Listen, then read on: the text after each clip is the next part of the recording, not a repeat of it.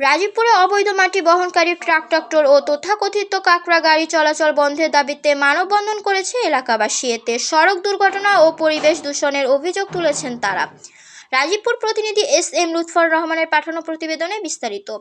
৪ জানুয়ারি রবিবার সকাল 11টায় কুড়িগ্রামে রাজীবপুর উপজেলার সদর ইউনিয়নে টাঙ্গাইলাপাড়া গ্রামে অবৈধ মাটি বহনকারী ট্রাক্টর ও কাকড়া গাড়ি চলাচলের বন্ধের দাবিতে গ্রাম সংলগ্ন সড়কে মানববন্ধনে নেমেছেন স্থানীয়রা। এলাকাবাসী অভিযোগ, দীর্ঘদিন ধরে এসব ভারী যানবাহন জনবসতিপূর্ণ সড়ক দিয়ে বেপরোয়া গতিতে চলাচল করছে, ফলে প্রতিনিয়ত ঘটছে দুর্ঘটনা, ঝুঁকিতে পড়ছে শিশু, নারী ও বয়স্করা। সড়ক ধুলো, ভারী যানবাহন চলাচলে এই কাকড়া গাড়ির কারণে আমরা নিরাপদে চলতে পারছি না, দুর্ঘটনা লেগেই আছে। বক্তারা আরও বলেন, এসব অবৈধ গাড়ির কারণে সড়ক ভেঙে যাচ্ছে, ধুলোবালিতে পরিবেশ দূষিত হচ্ছে। বারবার প্রশাসনের দৃষ্টি আকর্ষণ করা হলেও কার্যকর ব্যবস্থা নেওয়া হয়নি বলে অভিযোগ তাদের।